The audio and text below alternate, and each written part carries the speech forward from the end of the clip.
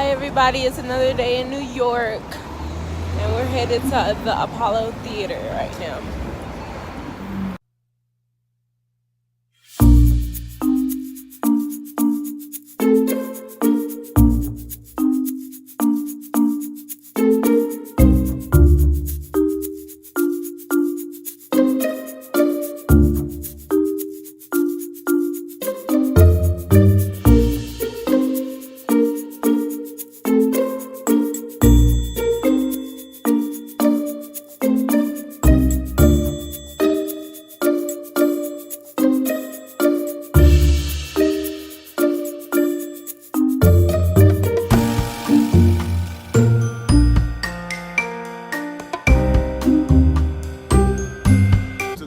I'm cooler than you.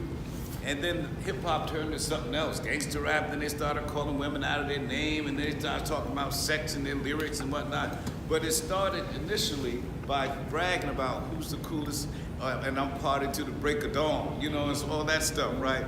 But hip hop turned into something totally different, and I don't like the hip hop that's out right now. What they call it, trap. I'm just not into that. Because first of all, I don't understand it. And then maybe, I know they use a lot of metaphors, and sometimes I just be trying to feel, what do you mean by that? And and then they all sound the same. That's the thing. Everybody sound the same.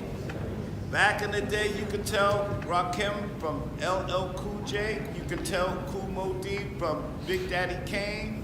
You could tell just before even Jay came out, you know, way before Jay-Z came out. I remember the first time Jay-Z hit this stage was 1987.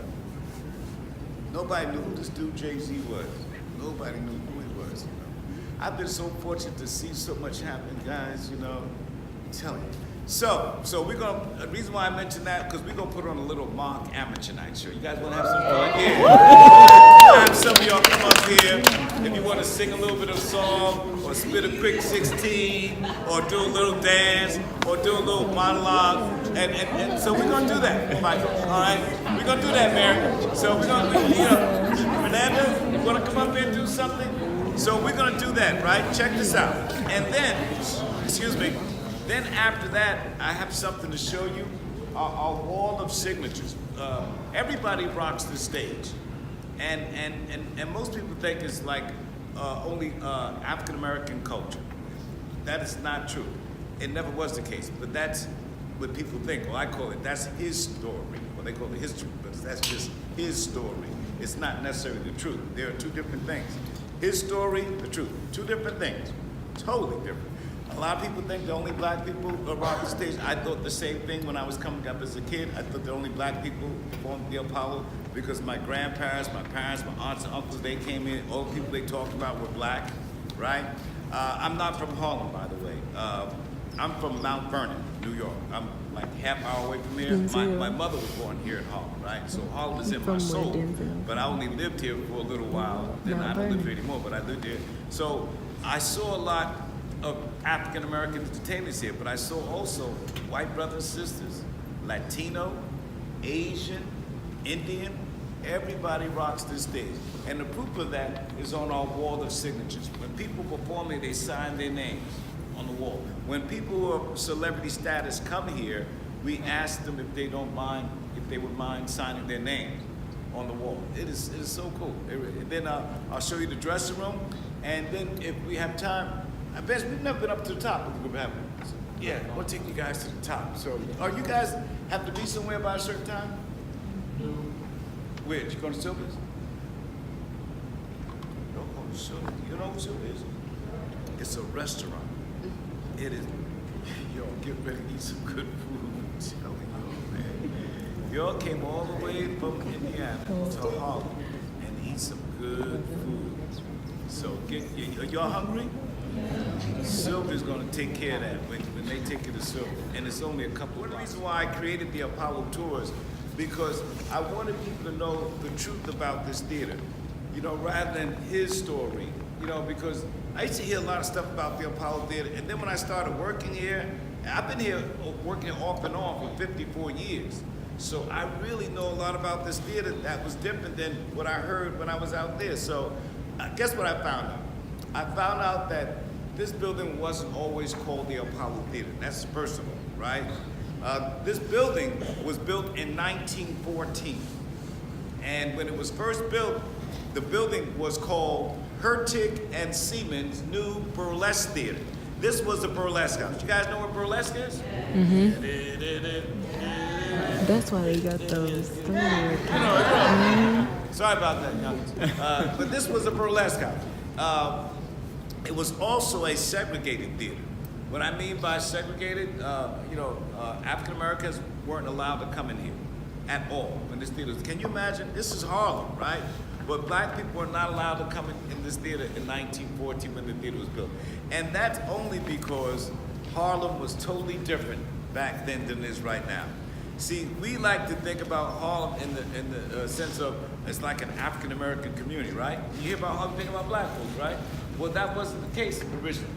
Harlem was first a community where if people migrated to America, like we all did, no matter who you are in America, unless you're Native Indians, your great-great-great-grands came from somewhere else, right? So when they migrated to America and they just happened to want to settle in New York, people went and stayed in sections of New York where people who shared the same culture, spoke the same language, cooked the same food, dressed the same, etc., right? So when folks in 1914 came to New York, the west side of Harlem was where our Irish friends went and lived together, only. Nobody lived on the west side of Harlem back then but Irish people.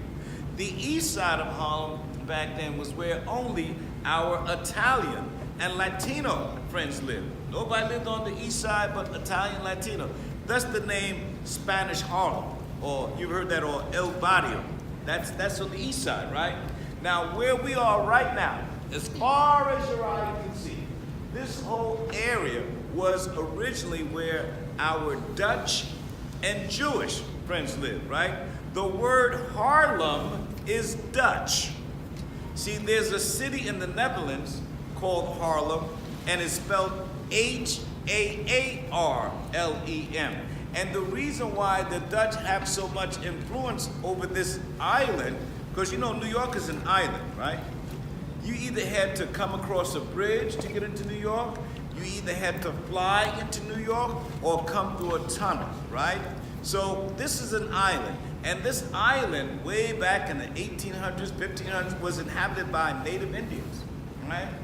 So the Dutch, in 1615 actually, they went to Africa, right? And they stole our ancestors, boatloads of them. Literally stole them, right? They told them, we'll bring you back. We're just going to let you, take you somewhere and let you work a little bit. They never came back. Hundreds of millions of Africans. So they stole them, and they were looking for places to sell our ancestors, right? So they're traveling all over. They stopped in different parts of the East Coast. They stopped at this place called Jamestown, Virginia, and they started unloading enslaved Africans. They started selling, so they came up further. So they went to Boston and started selling more. Then they came up here this way, up the Hudson River, and they see this island that was inhabited by Indians. They worked out a deal to buy this island from the Indians for $24, some trinkets, and some blankets. And the Dutch named this island New Amsterdam, right? And because the Dutch had a deal with the British to also bring enslaved Africans here, as a favor to the British monarchy, this island was renamed New York after the Duke of York, who was part of the British monarchy. That's where the name New York comes from. Now, the blankets that the Dutch sold the Indians, it had a disease on it. Go back in history, the disease was called smallpox, right? And the Indians started getting sick, real sick, and they were dying. And they started attacking the Dutch, right? They started attacking them and slaughtering them. So the Dutch forced the enslaved Africans to build this big, long, high wall to protect them from being attacked. This big old wall. They built it to protect them, not to keep people from coming in. Check that out. So as time went by, the Dutch started forcing the enslaved Africans to build streets in the lower part of New York where they were selling them. And then they started naming these various streets. They named the street where they built that wall, they named it Wall Street. Now, We've been told to think that Wall Street represents finances, money, banks, and stock. When you are a farmer on a farm, your sheep, your cattle, your horse, your pigs, your chickens, they're considered stock. When our ancestors were being bought and sold, they were also considered stock. And back in those days, different slave owners would exchange or trade their horses, their pigs, their sheep, or their slaves, or their stock with one another, right? They would exchange and trade. And this became so overwhelming, they needed this organization to facilitate those transactions. And that's when the New York Stock Exchange was originally created. So we forget there's always origins of everything. But by the time it gets to 2019, it's been changed and been flipped, and we got faked out to thinking one thing, and it's something else.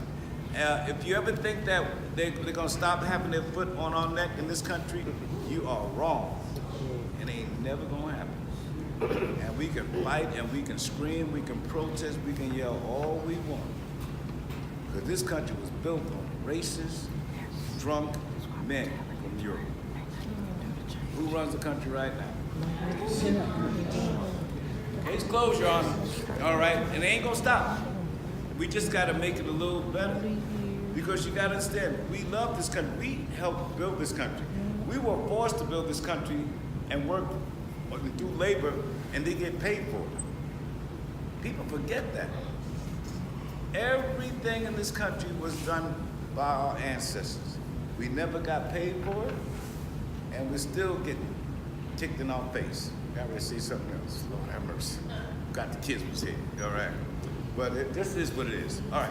So let me tell you what we're gonna do right now. Vince called me 3 o'clock this morning. I said, "Yo, what's up, V? How you doing, baby?" He said, "We're in New York, Playboy." He called me Playboy sometimes. I said, "Yeah, man."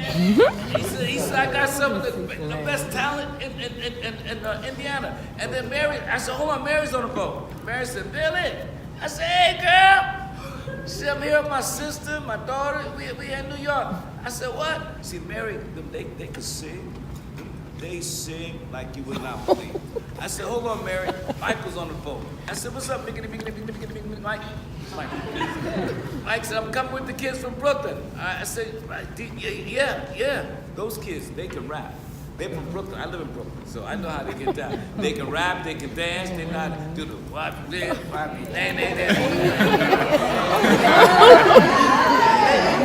You know, watch how they get busy up here. So what we're gonna do, we're gonna put on a little Mark amateur night, right? So I thank you, brother, for reminding me. All right, everybody, give me a straight line. Show.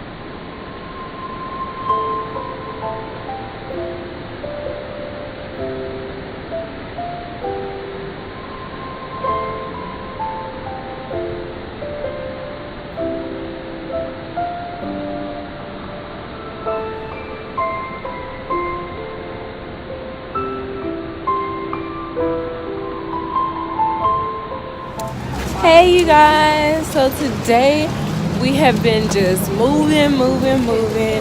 We went to the 9/11 memorial as you guys probably already saw. And right now we're going to Radio Music Hall and The Tonight Show starring Jimmy Fallon. We're going to NBC Studios, so stay tuned. You're gonna see it.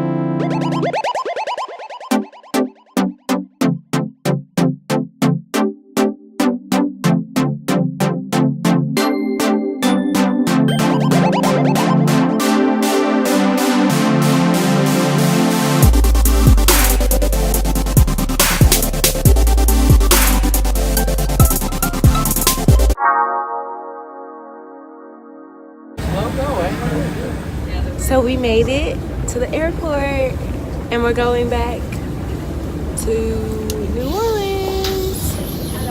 It's over. We made it through the weekend, even though it's cold as crap.